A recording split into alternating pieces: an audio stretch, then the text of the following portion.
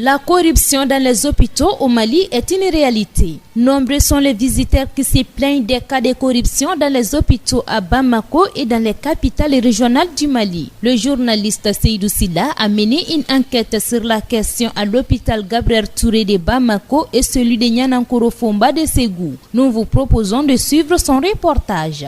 La corruption dans les hôpitaux au Mali n'est plus un secret pour personne. À longueur de journée, les visiteurs et les accompagnants des malades sont victimes de corruption, de négligence ou encore de tracasseries de la part de certains agents de santé qui sont loin de respecter les serments d'Hippocrate. Notre enquête sur ces cas de corruption dans les hôpitaux au Mali nous a conduit au centre universitaire Gabriel Touré de Bamako et à l'hôpital Nianankoro Fomba de Ségou.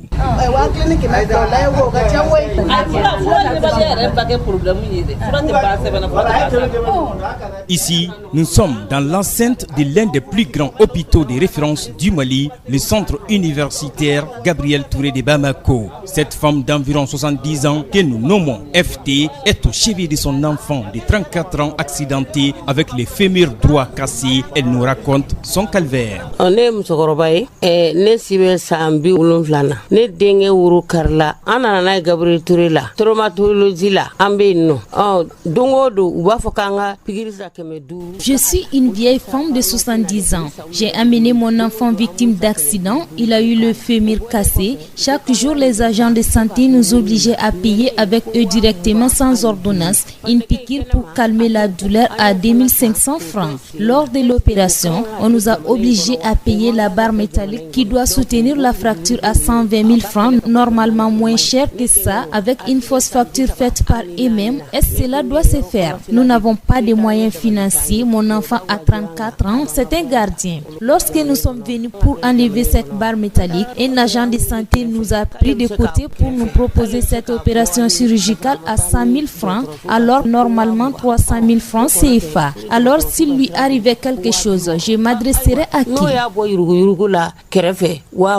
Ni koye soro du ibto nyefo joni o konti saka nyefo dokotoro su nyam ko ibli parce que era di tarika warda ma yurgu la kerefe. Confronté à cette situation, le premier responsable de cet hôpital, le professeur Kassim Sanogo, réagit. Chaque établissement que l'État crée, où il est prévu de payer quelque chose, l'État met toujours un guichet en place avec un reçu. Et ce système existe à Gabriel Touré. Aucun paiement ne doit se faire de main à main, quel que soit celui que vous avez en face de vous. C'est pour ça que j'ai dit qu'il y a un gros déficit d'information dont profitent certaines personnes de basse moralité, parce que je les qualifie comme ça, pour abuser de ceux qui ne savent pas. Celui qui accepte de le faire contribue à entretenir ce système. Le cas dont vous parlez, il n'y a eu aucun reçu officiel et c'est un paiement de main à main. Cette dame, il y a un agent qui lui a délivré un reçu au nom d'une société fictive pour qu'elle paye les 120 000 francs, le prix de la barre métallique. Nous avons le document à notre disposition. Je comprends cela, mais ce reçu ne vient pas du guichet de l'hôpital.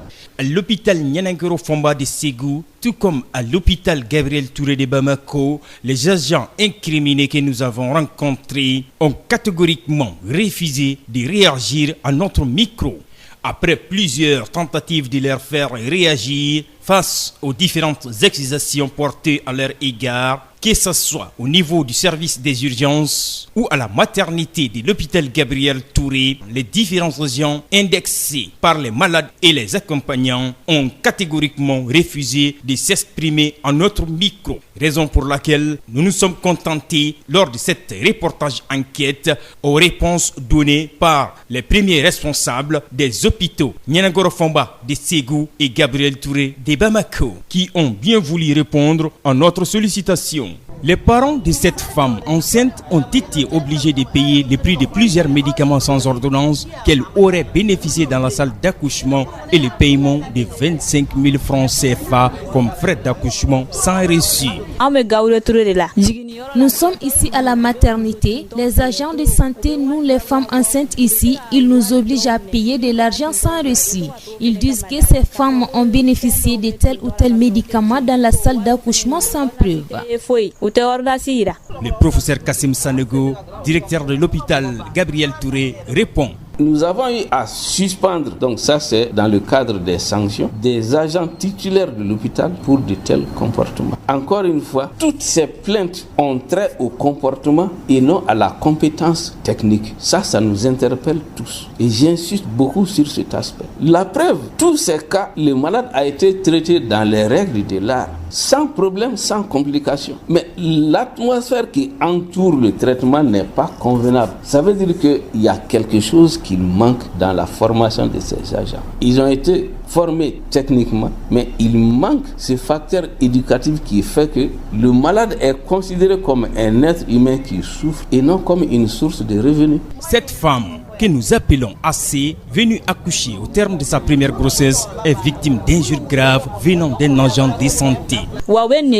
Les femmes enceintes, en plus de payer pour des médicaments non bénéficiés, elles font l'objet d'injures graves de la part de certains agents de santé. Le directeur de l'hôpital Gabriel Touré, le professeur Sanogo, ne mâche plus ses mots. Cela témoigne du peu d'éducation que cet agent a reçu. Je ne parle pas de formation médicale, je parle d'éducation. Proférer des injures contre un citoyen ne relève pas d'une formation professionnelle. C'est tout simplement l'éducation qui manque à cet agent. Nous approchons un homme d'un peu plus de 40 ans que nous appelons DM qui sort des locaux du service des urgences. Au même moment, plusieurs malades et accompagnants ne peuvent plus se retenir face au vol de médicaments répétitifs. Nous les écoutons.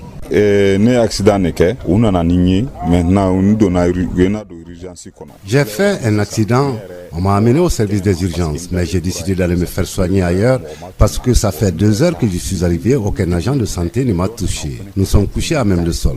Plus grave, un autre accidenté est arrivé après moi, lui aussi est là depuis quelques heures, personne ne le touche malgré mon intervention en sa faveur.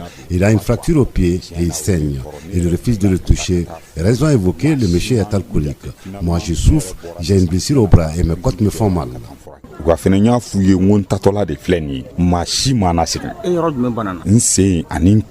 Le professeur Sanogo. Cette plainte nous revient très souvent et beaucoup de choses ont été faites au niveau du service des urgences pour réduire ce genre de situation. Très souvent, plusieurs blessés arrivent en même temps, ce que nous appelons les afflux massifs. Nous avions un seul bloc opératoire. Actuellement, on s'est arrangé pour transformer une deuxième salle en bloc opératoire où on examine les cas les plus graves. Le service des urgences a un système de classement. Ça, c'est universel. Urgence vitale, urgence ceci, urgence cela, avec des couleurs. Et quand les victimes arrivent, on commence par ce qu'on appelle l'extrême urgence. Mais encore une fois, on est face à un déficit de communication. Celui qui vient, quel que soit ce qu'il a, pour lui, c'est une urgence. Lorsque quelqu'un vient avec une fracture, c'est une urgence. Un autre viendra avec un autre type de traumatisme, c'est une urgence. Il y a une classification dans ces urgences-là. Les médecins ne savent pas communiquer. Il suffit de sortir parce que la famille se trouve dehors. Pour dire à la famille, nous avons reçu votre parent. Il est dans tel état. Et nous entreprenons de faire telle chose. Ces facteurs communication nous manquent. Actuellement, nous venons d'installer quelques éléments de communication. Vous avez peut-être vu 1 ou 2 écrans avec un microphone qui permet de contacter, en tout cas sans sortir, donner des informations ainsi. Et le malade lui-même doit être entretenu de son état. Le moindre saignement est une catastrophe aux yeux de celui qui saigne, mais il faut pouvoir le rassurer. Le premier acte du traitement, c'est l'accueil. Si l'accueil est fait correctement, encore une fois, le malade se sent plus soulagé, plus rassuré. Et il supportera mieux, il sera un peu plus patient. Après l'hôpital Gabriel Touré de Bamako, nous prenons la route de Ségou par la RN6. Nous roulons un peu plus de 240 km en 3 heures pour arriver dans la capitale régionale de la 4e région administrative du Mali, peuplée d'environ 130 690 habitants selon les statistiques de 2009. Direction l'hôpital Nianankoro Fomba de Ségou, là où nous passons plusieurs jours pour voir de visu les différents cas de corruption. Sans doute, le constat est le même qu'à l'hôpital Gabriel Touré de Bamako. Les visiteurs et les accompagnants souffrent. Certains parlent.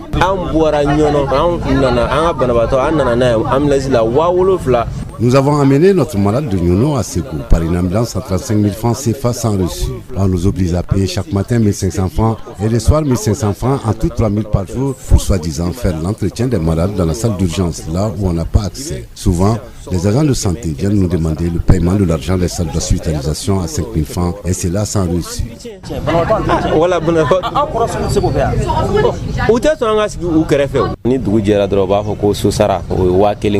Le directeur de l'hôpital Nianankoro Fomba de Ségou, le docteur Abdoulaye Sanogo, que nous avons mis devant les faits. Dans un hôpital, que ce soit au Mali ou partout, l'argent ne se paye qu'au guichet. Quand tu donnes l'argent à une tierce personne dans un hôpital, tu as jeté ton argent. Ce n'est pas du tout orthodoxe comme vous-même vous avez eu à le dire. La loi la plus claire, c'est bien clair les procédures. Tu viens à l'hôpital, tu prends ton billet au niveau du guichet, tu es servi. Cette dame, au chevet de sa mère malade, déclarée hyper tendue, n'en peut plus.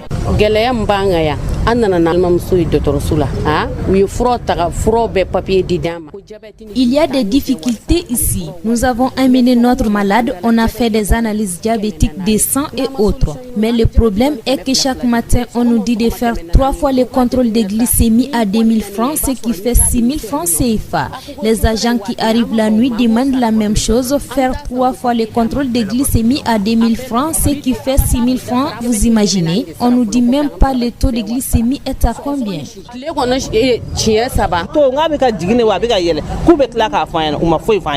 Le directeur de l'hôpital Nianankoro Fomba de Ségou, le docteur Sanoku. Quelqu'un te fait payer, même si c'est 1 franc pour une activité quelconque, alors que c'est pas muni d'un reçu. Et il faut savoir qu'à l'hôpital Nianankoro Fomba, quand vous rentrez, qu'on vous donne la quittance, ça suffit pas. Quand vous venez à l'hôpital Nianankoro Fomba, la quittance est toujours accompagnée d'un reçu informatisé. Ordonnances trop longues, suivies des vols de médicaments, sont au rendez-vous. Ces accompagnants des malades n'en peuvent plus.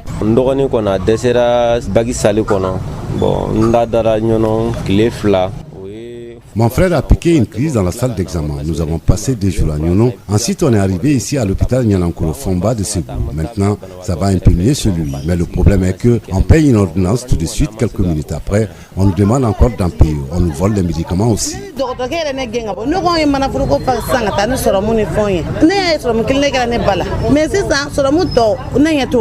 Nous laissons le directeur de l'hôpital Nianankoro Fomba de Ségou, le docteur Sanogo, réagir. Le vol de médicaments se faisait parce que les gens arrivaient à revendre les médicaments. Mais avec le système qu'on a mis en place à l'hôpital Nianankoro Fomba, si les patients et les accompagnants suivent ce chemin, personne ne pourra les revendre les médicaments. Donc même si quelqu'un arrivait à voler le médicament, c'est sûr qu'il ne pourra pas s'en servir. Comme vous l'avez dit, vous avez rencontré quelques cas.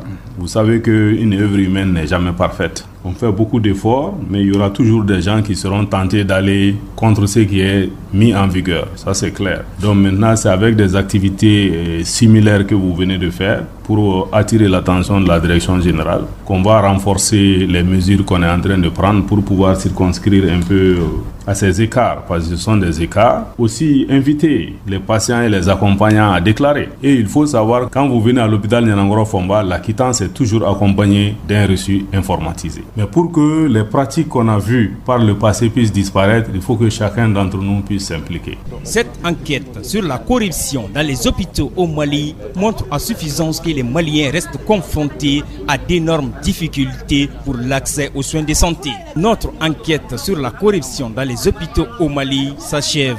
Une enquête réalisée et présentée par Seydou Silla. À bientôt pour d'autres enquêtes sur des sujets d'intérêt public.